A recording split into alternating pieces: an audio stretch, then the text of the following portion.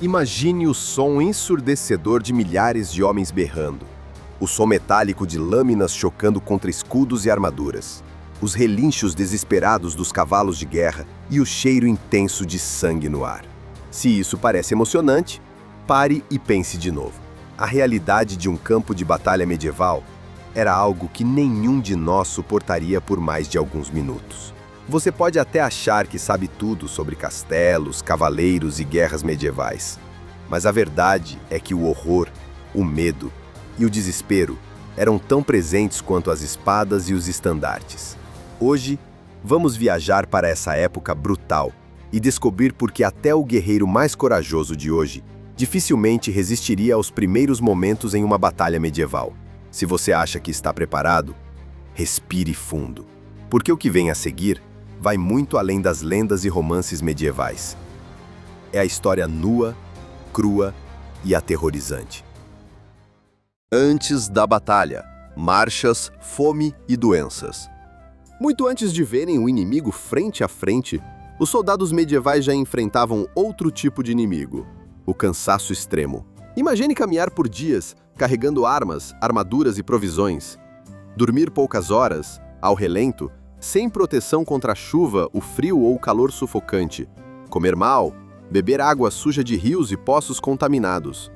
Muitos chegavam ao campo de batalha exaustos, doentes e feridos. Em grandes campanhas, não era raro que epidemias surgissem ainda no caminho. Disenteria, febres, infecções que dizimavam companhias inteiras antes mesmo de se ouvir o primeiro toque de trombeta. Os relatos históricos contam de exércitos que marcharam semanas apenas para encontrar a morte sem nem erguer a espada. Na Guerra dos 100 Anos, tropas inglesas perderam centenas de homens por fome e doenças durante cercos longos enquanto aguardavam uma chance de lutar. Na fuga de portos sitiados ou durante deslocamentos forçados, muitos morriam pisoteados pelos próprios companheiros, caíam exaustos no caminho ou eram deixados para trás, considerados fracos demais para servir. A verdade é simples e brutal. O campo de batalha medieval começava muito antes da linha de frente, e muitos não chegavam nem a vê-la. O medo que vinha antes do primeiro golpe. Muito antes de ver o rosto do inimigo, muitos soldados medievais já lutavam contra um adversário invisível, o próprio medo. Documentos e relatos contam que na noite anterior a grandes batalhas, era comum ver soldados vomitando de ansiedade, desmaiando de exaustão ou até desertando no silêncio da madrugada. Alguns escreviam cartas de despedida. Outros improvisavam orações, mesmo sem saber rezar direito. Entre os que ficavam, surgia uma estranha mistura de torpor e pânico. Sabiam que a maioria não voltaria para casa. O medo não estava só na morte rápida por uma lâmina, mas na possibilidade de agonizar ferido, pisoteado, esquecido na lama, ouvindo os gritos ao redor até que o silêncio chegasse. E talvez essa fosse a maior batalha de todas, resistir ao medo, mesmo sabendo que a morte estava tão próxima quanto o companheiro ao lado. O terror do barulho, a guerra psicológica. Imagine-se no meio de milhares de homens comprimidos, cada um gritando para afastar o medo. O som de tambores, trombetas e chifres ecoa por todo o vale. O relinchar agudo de cavalos apavorados se mistura aos gritos de ordens que ninguém consegue ouvir direito. O barulho era tão alto que o toque de comando para avançar muitas vezes não chegava à linha de frente. Soldados seguiam não pelo som, mas pelo movimento dos companheiros ao redor. Era uma estratégia quase instintiva de guerra psicológica. Manter o inimigo cercado de gritos, trovões de tambores, flechas voando como enxames de vespas e o pânico sempre à espreita. Crônicas medievais descrevem como esse barulho enlouquecia até os veteranos, tornando quase impossível pensar, respirar ou manter a formação. No meio desse caos, a mente vacilava. Muitos soldados, especialmente os mais jovens ou sem treinamento, ficavam paralisados ou desorientados, incapazes de distinguir o som do próprio batimento cardíaco dos berros de morte ao redor. Antes mesmo do primeiro golpe, o campo de batalha medieval já esmagava os nervos, destruía a coragem e fazia homens rezarem pela morte, ou pela fuga. O choque e o caos do combate. Quando as linhas finalmente avançavam, os soldados marchavam ombro a ombro, comprimidos, sentindo o calor sufocante da armadura e o suor escorrendo sob o elmo. Eles não corriam. Chegavam em passo firme, tentando economizar fôlego para o verdadeiro inferno que vinha a seguir. No instante do impacto, não havia espaço para duelos heróicos. O que acontecia era um esmagamento brutal. Homens sendo empurrados para a frente pela massa atrás, tropeçando, caindo e sendo pisoteados pelos próprios companheiros. Alguns tentavam lutar, mas não conseguiam nem erguer as armas direito. O inimigo estava tão perto que o combate virava um amontoado de cotoveladas, empurrões e golpes curtos de machado ou facas. Aqueles que caíam dificilmente se levantavam. O fluxo do avanço os soterravam, transformando aliados em ameaça mortal. Muitos morriam sufocados, presos na lama ou no peso de dezenas de corpos empilhados. Ossos se quebravam, elmos eram arrancados no desespero, e cada segundo parecia uma eternidade de medo, calor e dor.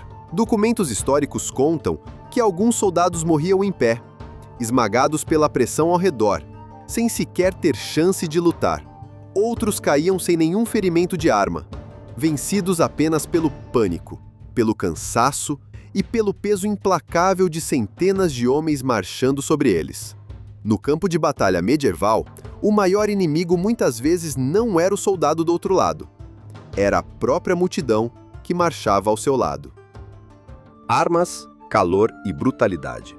Nos filmes, cavaleiros parecem dançar pelo campo de batalha, brandindo espadas em grandes arcos.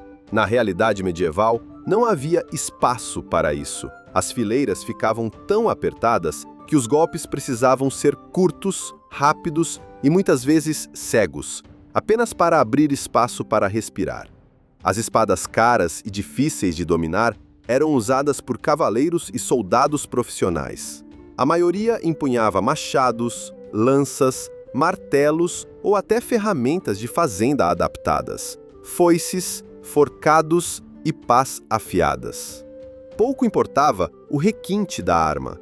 Um corte de machado ou uma pancada de massa esmagava ossos e atravessava elmos com a mesma eficácia brutal. Armaduras e o preço da proteção. Você já deve ter visto em filmes os cavaleiros brilhando com armaduras reluzentes, não é? Mas a verdade por trás dessas armaduras era bem mais cruel. Elas eram caras, pesadas e desconfortáveis, feitas para proteger, mas também limitavam os movimentos e aceleravam o cansaço. Além disso, poucas pessoas podiam pagar por uma armadura completa. A maioria dos soldados usava pedaços de ferro, roupas reforçadas ou até nada. Durante as batalhas, armaduras podiam virar uma prisão sufocante. O calor extremo e o peso faziam com que muitos soldados desmaiassem ou até morressem de exaustão dentro delas. Por isso, alguns preferiam abrir mão da proteção em troca de mais mobilidade e chance de escapar com vida. A armadura era um luxo e uma sentença de morte ao mesmo tempo. Proteção que podia salvar ou condenar. Depois da batalha, quando o som das trombetas cessava e o campo de batalha ficava coberto de mortos e feridos, começava outro capítulo sombrio da guerra medieval. Os vencedores voltavam para pilhar tudo o que pudessem: armas, escudos, cintos, botas, até pequenos objetos como fivelas ou alfinetes de capa. Nada era desperdiçado. Os corpos eram despidos de armaduras e roupas, deixando os soldados mortos expostos ao frio, ao sol e aos corvos. A dignidade ficava para os nobres, que podiam ser levados para casa e enterrados em igrejas. A grande maioria acabava jogada em covas coletivas, empilhados sem nome, sem ritos e sem lembrança. As crônicas contam até de atos de pura crueldade, mutilações, profanações e exigências de resgate para permitir o enterro. Mesmo morto, o soldado comum era apenas mais um corpo entre dezenas ou centenas, esquecido no barro onde caiu. E quando se cantavam canções sobre a glória dos cavaleiros, omitiam essa parte. Sobreviver a uma batalha medieval quase nunca dependia de coragem ou habilidade, mas de pura sorte e da frieza de fazer qualquer coisa para continuar vivo. No fim, não eram histórias de heroísmo que restavam, mas apenas silêncio, cheiro de sangue seco e campos semeados de ossos. Se gostou dessa viagem sombria, inscreva-se no Dark Sigil, porque a verdade do passado nunca morre, ela assombra.